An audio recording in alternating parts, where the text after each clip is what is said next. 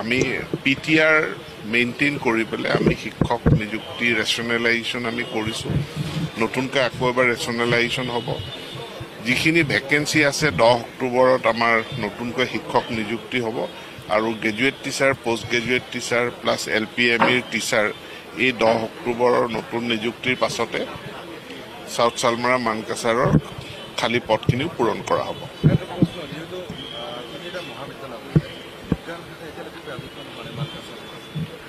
আমি PTR maintain কৰি পেলাই আমি শিক্ষক নিযুক্তি ৰেচনেলাইজেশ্যন আমি কৰিছোঁ।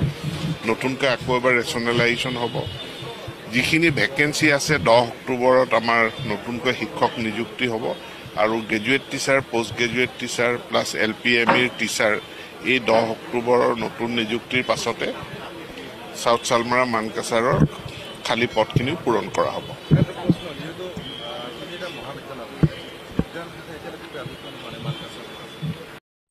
আমি